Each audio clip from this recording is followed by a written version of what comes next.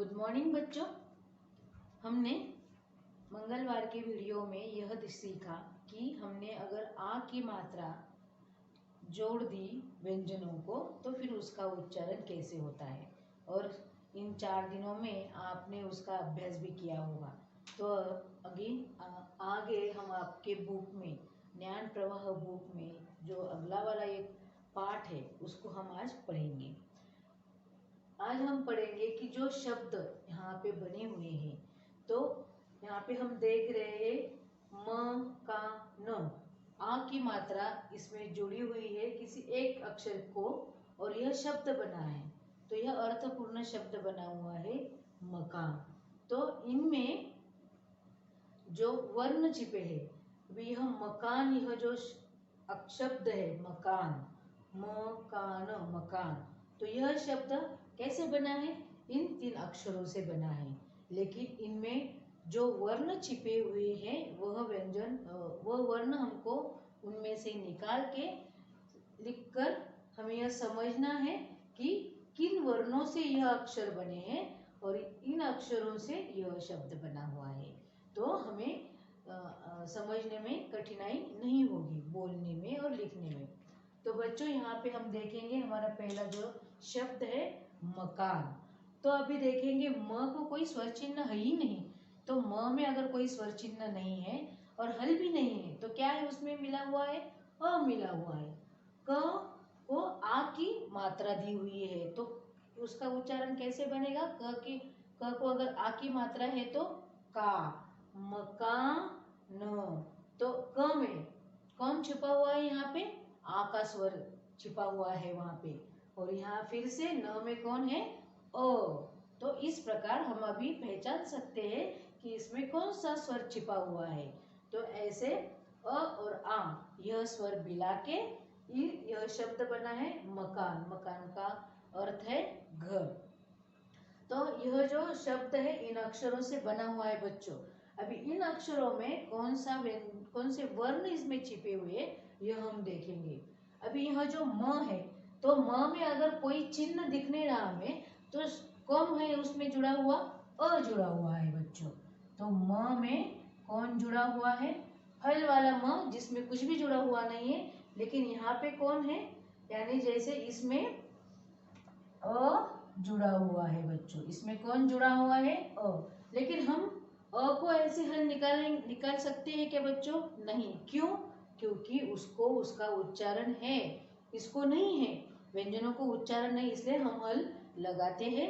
और स्वर को हम कहीं भी किसी शब्द में भी आया, ऐसे भी आया या यहाँ पर भी आ गया तो हम उसको हल लगाते नहीं। कि उसका कारण यह है कि स्वरों का खुद का उच्चारण है। तो इस म में कौन छिपा हुआ है? हल वाला म और अ। अभी का आगे जाएंगे तो हम क में आ मिला हुआ है, क में आ मिला। जब उच्चारण करेंगे तो आपको समझ में आ जाएगा कि कौन सा स्वर उसमें छिपा हुआ है। तो क में आ छिपा हुआ है। फिर क कैसे? हल वाला क, कुछ भी ना मिला हुआ था उसमें, लेकिन फिर हमने उसमें मिलाया आ, तो फिर उसका उच्चारण बना का। जब क और आ बनेगा तो उसका उच्चारण बनेगा का। उसी प्रकार न में अ छिपा हुआ है, हल वाले न में अ छिपा हुआ है, तो ये ऐसे बनेगा अपना न। तो इसमें कौन कौन से व्यंजन वर्ण छिपे हुए हैं? म अधिक अ अधिक क अधिक आ अधिक न अधिक अ। इस प्रकार से इस मकान को हम ऐसे भी लिखे तो हम मकान ही पढ़ेंगे बच्चों, और ऐसे लिखा है तो भी मकान ही पढ़ेंगे। लेकिन इसका यहाँ हमें जो दिख रहा है, इसमें जो छिपा हुआ है यह सब छिपा हुआ है। इसमें कौन कौन से स्वर मिले हुए हैं यह सब हम यहाँ पे देख कर बोल सकते हैं। इसमें अ छिपा हुआ था, इसमें का छिपा हुआ था, इसमें अ छिपा हुआ था, लेकिन दोनों का उच्चारण बराबर और सेम होगा। अभी आगे जाएंगे। दूसरा शब्द है पाठशाला। प को आ मिला हुआ है, पा। ठ में अ मिला हुआ है, श में आ मिला है, तो फिर उसका उच्चारण हो गया शा। ल में फिर से आ का आ की मात्रा दी हुई है तो इसमें भी आ मिला हुआ है बच्चों, तो उसका पूरा उच्चारण होगा पाठशाला, पाठशाला। तो ऐसे आपको जोड़ के एक साथ बोलना है, पाठशाला। जब आप शुरू में पढ़ेंगे तो आप ऐसे पढ़ सकते हैं, पाठशाला। लेकिन एक बार आपको समझ में आ गए तो उसी के बाद झट से दोहराना है, पाठशाला। तो इस पाठशाला शब्द में कौन कौन से अक्षर है? पा, ठ, शा, ला। तो अभी इनमें कौन से वर्ण छिपे हुए हैं हम अभी यह देखेंगे। देखिए बच्चों, पा, तो पा में कौन है? जैसे ही बोलेंगे तो समझ में आ रहा बच्चों, आ उसमें है, तो इसमें है हल वाला प और अपना आ, क्योंकि उसको आ की मात्रा हमने यहाँ पे दी हुई है और इसमें यह दो वर्ण छिपे हुए हैं, प अधिक आ। फिर आ गया ठ, कुछ भी चिन्ह नहीं, यानी उसमें कौन मिला हुआ है? अ। ठ, हल वाला ठ और अधिक अ। फिर से आ गया शा, आ बोल रही हूं मैं शा के साथ, श के साथ, तो उसमें कौन मिला हुआ है? आ मिला हुआ है, तो श, जिसमें हम हल निकालेंगे और उसमें आएगा आ। उसी प्रकार अगला वाला भी आ के साथ उच्चारण है उसका, यह व्यंजन है ल, ल में आ मिला तो क्या बनेगा? ला।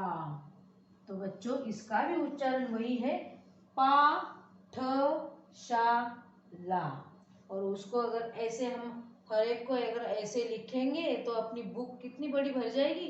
तो फिर हमने क्या किया कि इसको हम इस तरह से लिखते हैं तो हमें समझ में भी आता है उसमें कौन से वर्ण छिपे हुए हैं, यह हमें समझ में आता है और हम लिखते इस प्रकार से है। लेकिन उसमें यह वर्ण छिपे हुए हैं जो हमें दिखते नहीं है लेकिन है। लेकिन अभी हम देख रहे हैं, लिख रहे हैं कि हाँ कौन सा उसमें छिपा हुआ है और फिर हमको उसको पूरे बाहर निकाल के लिख रहे हैं। फिर अगला अपना शब्द है त को आ की मात्रा क्या बनेगा? ता।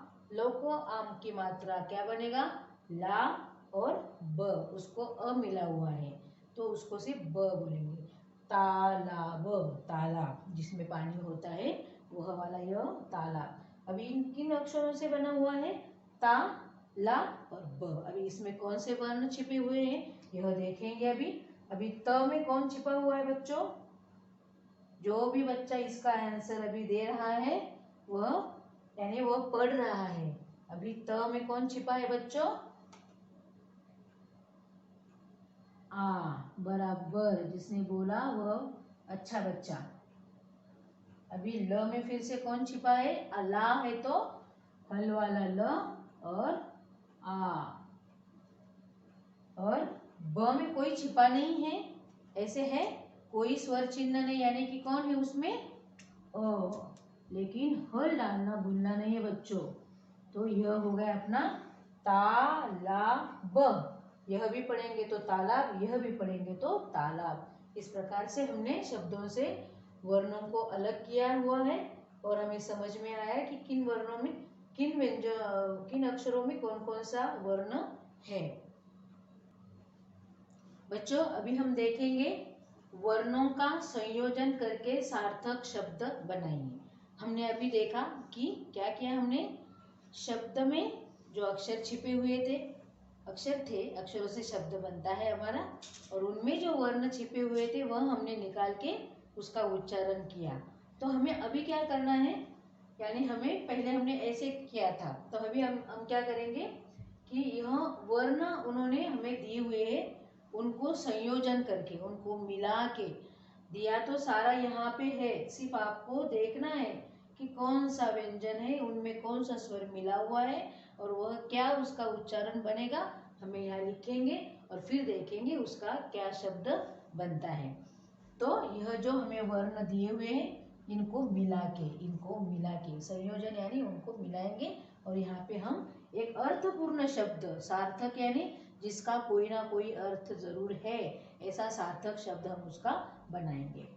तो अभी बच्चों यहाँ पे देखेंगे हम त में हम अभी देखेंगे यहाँ पे कौन मिला हुआ है? आ। तो फिर इसका क्या बनेगा? त में अगर आ मिला है तो त में आ मिला है तो क्या बनेगा बच्चों? ता। इतना हम लिख लेते हैं। फिर उसमें फिर से आएगा, अभी क में अ मिला, क्या करेंगे, इसको भी ऐसे करेंगे तो हमें समझ में तो आ जाए। नहीं तो क्या होता है कि इतना सारा एक साथ देखेंगे तो समझ में नहीं आता है। तो आपके पास जो भी कोई कलर पेंसिल है, रेड कलर, ब्लू कलर, तो आप ऐसे करेंगे तो फिर आपको समझ में आएगा कि कौन सा व्यंजन है और उसमें कौन सा स्वर मिला हुआ है। तो यहाँ पे खत्म हो गया एक वाला, पहला जो हमने पहला व्यंजन इस स्वर के साथ ये एक शब्द, एक अक्षर इसका बन गया। फिर आ गया दूसरा व्यंजन और उसमें कौन सा मिला हुआ है यहाँ पे, अ यानी क ही लिखेंगे हम यहाँ पे, लेकिन इसके हल आएगा बच्चों, नहीं आएगा। और हम इसका कैसे बोलेंगे, क, क्या बोलेंगे इसको, क। फिर अगले यहाँ पे आएंगे, त में अ मिला तो क्या बनेगा, त में अ त बनेगा। तो अभी इसका उच्चारण करके देखेंगे बच्चों। त को आ मिला है, ता क त, ताकत, क्या बनेगा, कौन सा शब्द बना यहाँ पे, ताकत। तो अब आ गए हम दूसरे इस पे, दूसरा जो हमारा वर्णों का संयोजन करने के लिए यहाँ पे मैंने लिखा हुआ है अभी ब, और उसमें मिला है अ, और यहाँ अ और आ के लिए कहीं हमने हल निकाले बच्चों, नहीं, क्यों, क्योंकि उनका उच्चारण वह खुद कर पाते हैं, यह नहीं कर पाते, इसलिए इनकी मदद लेते हैं। तो जो मदद लेते हैं उनको हम हल बना रहे हैं, जो मदद कर रहे हैं उनको हम हल नहीं लगा रहे हैं। तो यहाँ पे हमें है दिख रहा है अभी हल वाला ब, और उसमें मिला है ब, तो यह हो गया अपना पहला वाला अक्षर ब। फिर र, और उसमें मिला है अ, यह अ स्वर इसमें मिला हुआ है तो यह बनेगा र। स, और उसमें मिला है आ, तो क्या बनेगा, स में आ मिला बच्चों, तो जवाब जो बच्चे देंगे यानी वो पढ़ रहे हैं, सा। त में अ मिला तो क्या बना बच्चों, त, क्या बना, त। अभी यह शब्द हम एक साथ पढ़ेंगे, ब र सा त, क्या बना शब्द, क्या बना, बरसात, बरसात यानी बारिश। तो यह बन गया अपना दूसरा शब्द। अब आएंगे हम तीसरे वर्णों का संयोजन करने के लिए। देखिए बच्चों, ब में आ मिला है, ब में आ मिला है, कोई भी अपने घर में जो भी पेंसिल हम यूज करते हैं उससे आप यह कर सकते हो, तो आपको समझ में आ जाएगा कि कौन सा एक व्यंजन यहाँ पे आके खत्म होता है, यानी स्वर आ गया तो अपना एक अक्षर खत्म हो जाता है, जहाँ पे स्वर आ गया खत्म हो गया, व्यंजन है तो दूसरा अक्षर शुरू हो जाता है। ब में आ मिला, बा। ज में आ मिला, जा, जा, हाँ बच्चों। र में अ मिला, र, क्या बना शब्द, बाजार, बाजार, क्या बना, बाजार। तो यह हमने क्या किया, वर्णों को संयोजन किया, उनको मिलाया और उनसे हमने सार्थक या अर्थपूर्ण शब्द बनाए। तो इसी प्रकार आपको जैसे मैंने यहाँ पे लिखा है आपके भी बुक में यह लिखना है, और पीडीएफ में जो भी मैंने अलग से जो ज्यादा वाले शब्द, यानी इतने ही पढ़ के तो हम पढ़ नहीं पाएंगे बच्चों, तीन आपने किया और आपने हिंदी सीख ली ऐसे तो होगी नहीं, तो फिर और प्रैक्टिस होने के लिए मैं पीडीएफ में भी आपको और अलग से शब्द दूंगी, तो वह आपको आपके डबल लाइन नोटबुक में भी लिखना है, और आपका जो बुक है हिंदी का तो उसमें भी आपको पूरा कंप्लीट करके लिखना है, बोल के लिखना है, और उसके साथ आपके पुस्तक में एक छोटी सी कविता दी हुई है, पढ़ो और अभ्यास करो।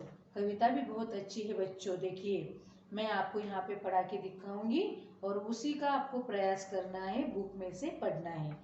काला काला बादल आया, बादल आकर जल बरसाया, राधा आ माला आ, आकर ना बनाकर बहा, छाता लाकर बाजार जा। कविता में पूरे आ की मात्रा का उपयोग करके यह एक सुंदर सी कविता बनाई हुई है। तो आपको यह पढ़ने का पूरा प्रयास करना है और आपके मम्मी और डैडी को सुनाना है। मिलते हैं अगले वीडियो में।